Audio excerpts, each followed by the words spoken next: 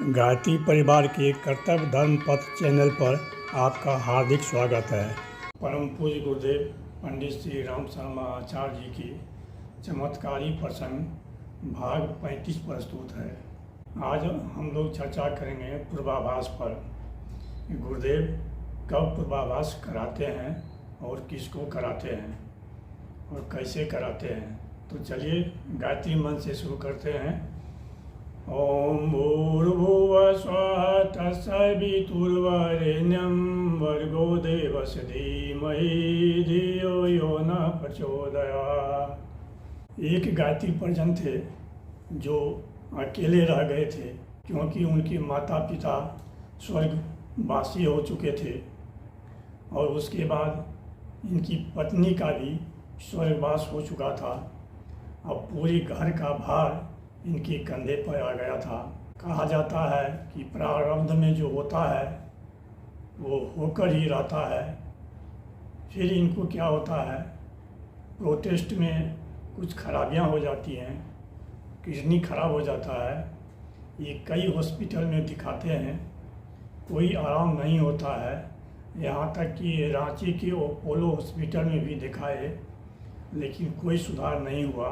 तो इनके बच्चे जो थे वो गुरुदेव से प्रार्थना करने लगते हैं, हे गुरुदेव, अब आप ही कोई रास्ता निकालिए, आप ही मदद कीजिए। और गायत्री शक्ति पीठ पर इनके स्वास्थ्य लाभ के लिए सामूहिक प्रार्थना किया गया, उपासना की गई। साथ ही साथ बहन जी और डॉक्टर साहब से टेलीफोनिक बातचीत की गई। तो उधर से आश्वासन मिलता है कि हम गुरुदेव से प्रार्थना करते हैं आपके स्वास्थ्य लाभ के लिए, आप अच्छे हो जाएंगे, चिंता करने की कोई बात नहीं है। ठीक दोपहर में ये जो गायत्री परिजन थे, पेशेंट थे, इनको आभास होता है कि गुरुदेव और वंदे माता इनके सिरहाने में खड़े हैं और सिर को सहला रहे हैं और कह रहे हैं, बेटा चिंता करने की बात नहीं है, हॉस्पिटल बदलो और तुमको कहाँ जाना है, कैसे जाना है, ये सारी व्यवस्था हम कर चुके हैं। तब ये लोग किडनी ट्रांसप्लांट करने वाले हॉस्पिटल का खोज करने लगते हैं। तो ये अंत में जाके बेलूर खोज करते हैं कि वहीं चला जाए, वहीं इलाज करवाया जाए। और ये लोग बेलूर हॉस्पिटल पहुंच जाते हैं। तो वहाँ ही पता चलता है कि जो इसका स्पेशलिस्ट डॉक्टर है वो 1 सप्ताह के बाद आएंगे, 1 सप्ताह के बाद उनसे आप संपर्क कर सकते हैं। तो ये लोग चिंतित हो जाते हैं, सोचने लगते हैं कि अब क्या करें नहीं करें। ये जो गायत्री परिजन थे ये व्हील चेयर पर बैठे हुए गुरुदेव का ध्यान करने लगते हैं। इसी बीच क्या होता है, तो इनका लड़का जो अटेंडेंट के रूप में गया था, व्हील चेयर को दौड़ाते हुए डॉक्टर के चैम्बर में घुस जाता है।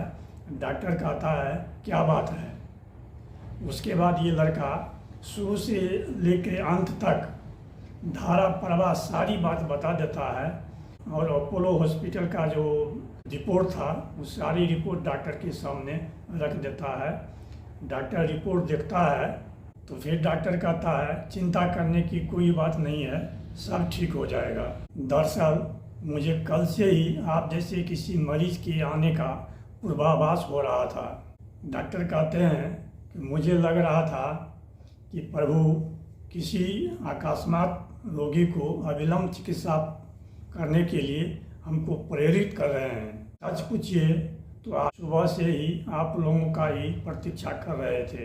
इतना कहते हुए डॉक्टर स्वयं व्हील चेयर को लेते हुए डायलिसिस कक्ष में चले जाते हैं और करीब 4 घंटा के बाद वो वापस आते हैं। तो कहते हैं, अब कभी डायलिसिस कराने की ज़रूरत नहीं पड़ेगी, ना ही किडनी ट्रांसप्लांट कराने की ज़रूरत पड़ेगी। उसके कुछ दिनों के बाद इनकी ब्लड की जांच करवाई जाती है।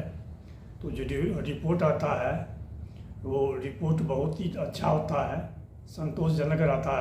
अब वे रोगी टहलने लायक भी हो गए थे, कुछ टहलने भी लगे थे। और अंतिम जब ब्लड रिपोर्ट आया वो तो और आश्चर्यजनक था। इस प्रकार गुरुदेव गैर गायत्री परिजन को भी आभास करा देते हैं कि तुमको फलना को मदद करना है।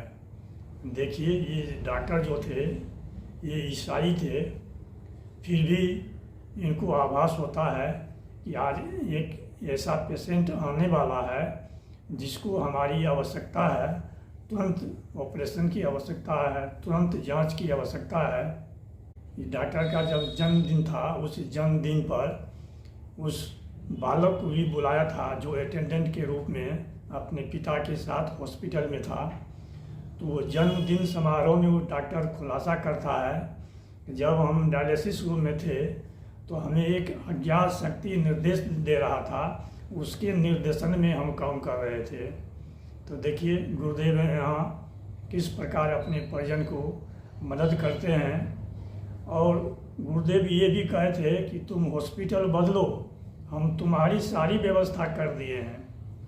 सारी व्यवस्था करने का मतलब ये हुआ कि डॉक्टर को तैयार करके रखे हैं और डॉक्टर को उधर आभास होता है कि कोई ऐसा पेशेंट आने वाला है जिसको मेरी सहायता की ज़रूरत है।